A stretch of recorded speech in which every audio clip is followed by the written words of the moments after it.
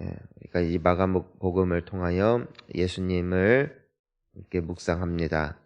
우리가 30절을 보면 그 사도들이 예수님께 모여서 행한 것들을 낱낱이 고합니다. 이 제자들이 예수님이 말씀하신 대로 하나님의 말씀을 전하고 또 귀신을 예수님의 이름으로 명할 때에 쫓겨나가고 또 병들이 고쳐지는 역사들이 나타납니다. 이 제자들을 보면 아직 예수님과 한창 사역할 때입니다. 나중에 보면 이 제자들이 예수님 앞에 두고 서로 간에 싸우기도 하고 또 자존심에 불이 붙어가지고선 논쟁하기도 하고 또 나중에 예수님을 배반하는 모습도 보였던 제자들, 그때보다 더 젊을 때 이와 같은 역사들이 나타났다는 것은 무엇을 의미합니까? 첫째로 이와 같은 역사들이 제자들을 통해서 나타났던 것은 그들의 성숙함이나 그들의 인격이나 그들의 신앙의 연륜과는 무관했다는 것입니다. 예수께서 능력을 주시니 그들도 능력을 행한 것이죠. 즉 능력은 예수님께 있는 것이고 예수 없는 제자들은 빈 깡통 같았다는 것입니다. 여러분, 우리도 예수 없으면 빈 깡통이다 이거죠. 예수가 함께 하실 때 능력이 나타나는 것이고 예수가 떠나면 망하는 것입니다. 예수님은 그래서 제자들에게 늘 기도하라고 말씀하셨어요. 그들의 유일한 죄는 기도하기를 쉬었고 기도할 때 잤다는 것이죠. 그러자 능력은 떠나고 그들만 남았을 때 그들은 추한 모습을 보였다라는 것입니다. 시간이 지나면 우리에게 필요한 건 겸손인 것 같아요. 왜냐하면 경험이 쌓이면서 착각하기가 쉽기 때문입니다. 내가 지금까지 온 게 특별하도 나의 연륜 때문은 아닌가라는 착각을 하지 않는 사람은 세상에 없습니다. 우리는 하루도 주의 은혜 없이 살 수 없는 존재들임을 믿으시기를 바랍니다. 그러니까 우리가 이 사도들의 모습을 보는 거예요. 그러니까 그런 역사들이 나타났던 것이에요. 자, 그러니까 예수님이 주신 능력으로 가서 잘 전했어요. 자, 그런데 수고하고 애썼잖아요. 31절 보니까 예수님의 말씀 한번 봅시다. 이르시되 너희는 따로 한적한 곳에 가서 잠깐 쉬어라 하시니 이는 오고 가는 사람이 많아 음식 먹을 겨를도 없음이라. 이제는 좀 가서 쉬라고 합니다. 너무 바쁜 거예요. 너무 바쁜 거. 여기에서 우리가 볼 수 있는 게 뭐냐면은 칭찬은 없습니다. 그러니까 이 제자들이 수고한 건 맞아요. 하지만 칭찬은 없어요. 칭찬은 언제 받냐? 천국 가서 받는 겁니다. 그러니까 이 땅에 있는 동안에 예수님이 제자들에게 막 어르고 달래고 하시는 게 아니에요. 마땅히 해야 할 바. 이것이 우리가 가져야 될 사명자의 마음입니다. 그 종들이 주인이 시킨 일을 하고 와서 칭찬받는다고 하지 않아요. 오히려 마땅히 해야 할 일을 했을 뿐이라. 그것이 종의 마음이라는 것이죠. 그러니까 우리가 예배를 지키는 것, 기도를 하는 것, 우리가 각자의 직분과 위치에서 우리가 봉사한다고 하지만 우리는 봉사한 게 아니에요. 우리는 주를 섬기는 거예요. 그러니까 나의 주, 나의 하나님, 나의 왕, 그분이 예수세요. 목회자는 자랑할 거 없어요. 종이에요. 중직자 자랑할 거 없어요. 우린 주의 종이라고요. 칭찬받는 것은 훗날 주님 앞에 섰을 때 상 주실 자를 상 주실 것이고 심판하실 것을 심판하실 것입니다. 우리는 한 가지 고백만 남을 뿐이에요. 해야 할 일을 했을 뿐입니다. 종으로 사는 우리가 돼야 할 줄 믿습니다. 그래야 살아요. 나의 자랑이 생기고 주님께 알아달라는 마음을 품기 시작할 때부터 섭섭함과 아쉬움만 쌓입니다. 내가 이만큼 했는데 아니에요. 나 같은 자에게 기도의 기회를 주셔서 감사합니다. 나 같은 자에게 예배할 자리를 주셔서 고맙습니다. 나 같은 자를 감히 주님의 몸된 교회를 섬길 수 있는 종으로 불러주셔서 고맙습니다.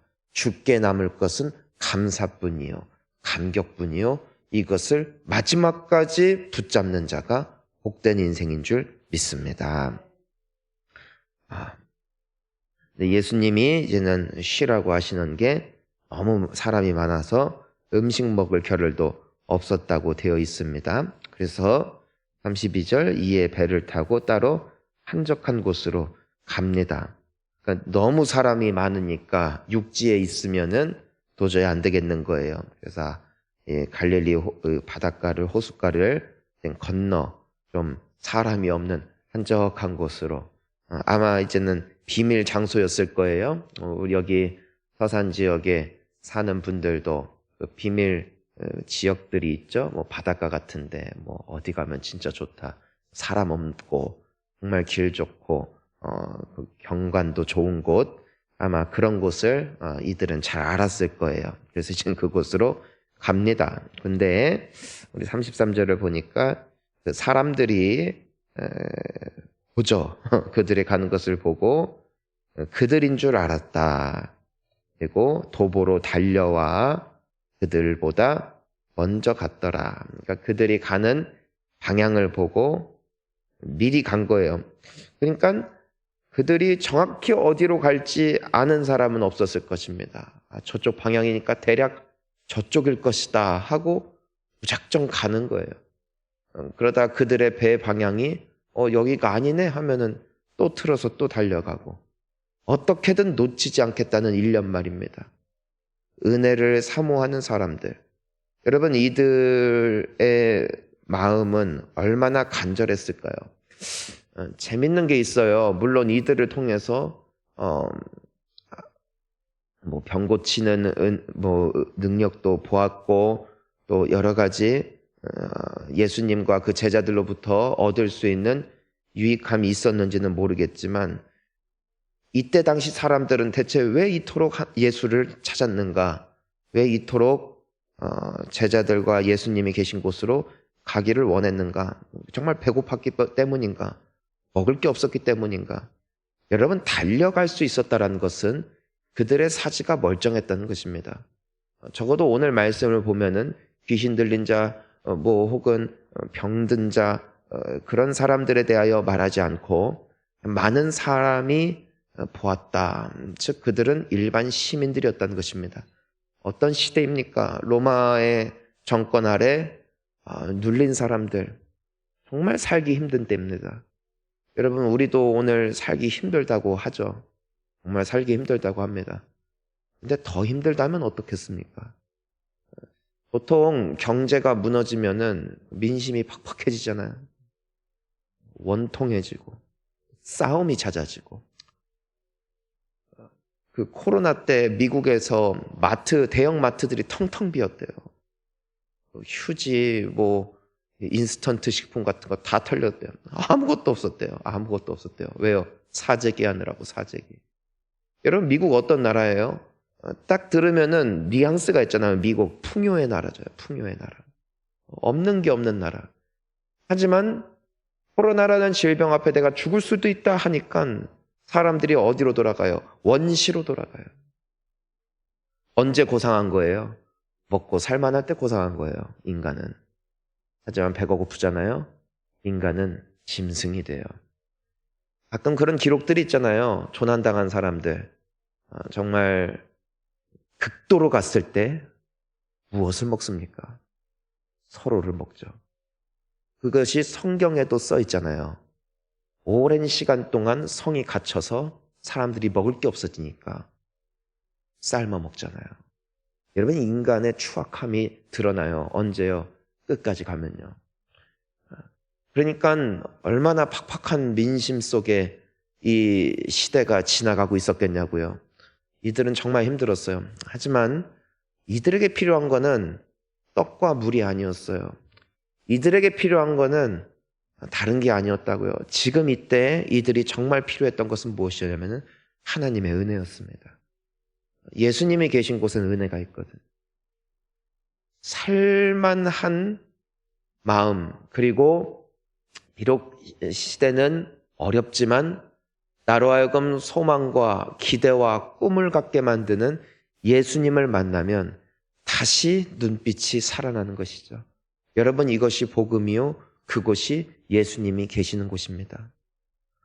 여러분, 시대가 힘들어질수록 우리는 예수님을 잡아야 돼요. 왜냐하면 우리를 쉬게 하시는 분, 우리에게 은혜 주시는 분은 오직 예수님이시기 때문입니다. 이들은 정확한 장소가 어디였는지 몰랐음에도 불구하고 달려갔어요. 여러분, 우리가 성전에 올 때 예수님을 만나는 우리의 발걸음이 이와 같은 발걸음이 될 수 있기를 주의 이름으로 축원하는 것입니다. 그들은 사는 것이죠. 여러분, 코로나 시대 때도 그렇고 지금 포스트 코로나 때도 그렇고 여전히 기도하는 자는 삽니다. 기도하지 않으면 너무 힘든 때입니다. 대안은 예수밖에 없음을 믿습니다. 아무리 좋은 게 많아도 예수보다 좋은 건 없어요. 그러니까 그들이 모든 것을 뒤로 하고 예수님께 달려가요. 여러분, 이 사람들의 입장은 이와 같은 거예요. 근데 예수님과 그분의 제자들의 입장에서는 어떻습니까? 왜 한적한 곳에 갔어요? 좀 쉬어야 되니까. 너무 일이 많으니까, 바쁘니까, 개인 점검 시간도 필요하죠. 여러분, 사람은 다 똑같아요. 혼자 있고 싶고, 개인 휴식도 필요하고, 좀 나름대로의 각자가에게 필요한 그 모든 과정들이 있잖아요. 그러니까 그들의 입장에서 봤을 때는 부담이 아니겠어요? 좀 쉬려고 한적한 곳으로 가면. 그럼 이 사람들도 야속하다 이거예요. 좀 본인들의 형편도 알아줘야 되는데 없다는 거예요, 그런 거. 본인들이 살아야 되니까. 이해가 갑니다, 서로가. 그런데 오늘 사건뿐만이 아니라 예수님의 사역은 늘 그랬거든요. 늘 바빴어요. 늘 바빴고 늘 정신없고. 그런데 예수님의 기록을 보면은 예수님은 그들을 끝까지 사랑하셨다는 것이죠. 끝까지 섬기셨습니다. 우리는 그런 모습을 보면 저건 너무 힘들겠다 싶어요. 근데 예수님의 원동력이 뭐냐는 것이죠. 예수님으로 하여금 이들을 끝까지 섬기고 끝까지 이들을 위하여 희생하시고 헌신하실 수 있었던 그 원동력, 그분의 의지였는가? 그러면 전 못할 것 같습니다. 여러분은 가능하시겠어요? 34절에 나와 있죠. 우리 함께 읽어보겠습니다. 예수께서 나오사 큰 무리를 보시고 그 목자 없는 양 같음을 인하여 불쌍히 여기사 이에 여러 가지로 가르치시더라. 아멘. 자, 여기서 보니까 예수님이 그들을 위하여 헌신하신 원동력이 뭐예요? 그들을 불쌍히 여기셨다. 긍휼. 너무 불쌍한 거예요. 왜요? 그들이 남들이 보았을 때에는 그냥 하여튼 쉬지도 못하게 만드는 수많은 군중 무리였는지는 모르겠지만 예수님의 눈에는 그들이 무엇으로 보였다고요? 목자 없는 양 같았다. 너무 불쌍했다. 그들의 영혼이 너무너무 불쌍해서 쉬는 것보다도 오히려 그들을 위하여 헌신하는 것을 그분은 기뻐하셨다. 불쌍하니까. 정말 불쌍하니까. 여러분, 우리가 마지막까지 전도할 수 있는 이유가 무엇일까? 우리가 마지막까지 어려운 이들을 도울 수 있는 힘은 어디 있을까?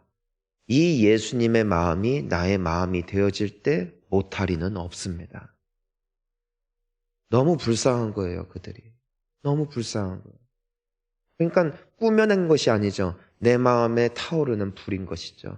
예수님은 이 불쌍히 여기다라는 말이 창자가 끊어지는 아픔이래요. 그러니까 내 새끼가 정말 제대로 먹지 못하고, 내 새끼가 학교 갔는데 괴롭힘을 당하고, 내 새끼가 정말 도움이 필요한데 아무것도 할 수 없어서 훌쩍거리고 있을 때 사람은 어떻게 돼요? 피가 거꾸로 솟아요. 내 영혼을 갈아 넣어서라도 내가 너를 살릴 것이다. 이게 부모의 마음이죠. 그것이 바로 영혼들을 바라보던 예수님의 마음이었습니다. 여러분, 우리에게 필요한 것은 의지가 아니에요. 파이팅이 아니라고요. 우리에게 필요한 건 예수님의 마음이라는 것이죠. 그러면 헌신하게 돼 있어요. 여러분, 그래서 오늘도 우리는 예수님이 필요한 줄 믿습니다. 사명자는 예수님의 심장을 공유한 사람이에요. 그래서 예수님의 손과 발이 되는 것이죠. 왜요? 예수님의 마음이 있는 곳에 나의 마음이 있고, 그분의 시선이 있는 곳에 나의 시선이 있고, 그분의 발걸음이 있는 곳에 나의 발걸음이 있는 것. 그것이 바로 성령 충만한 삶이요, 그것이 우리로 하여금 존귀하고 아름다운 삶을, 이 사명자의 길을 마지막까지 걸어가게 만드는 큰 힘이 되어질 줄 믿습니다. 오늘 기도하는 가운데 오늘 예수님의 마음이 나의 마음이 되어지고, 또 이 수많은 무리들의 예수님의 안에서 발견되어진 해답이 발견되어지는 오늘 아침이 될 수 있기를 예수님의 이름으로 축원합니다. 우리 함께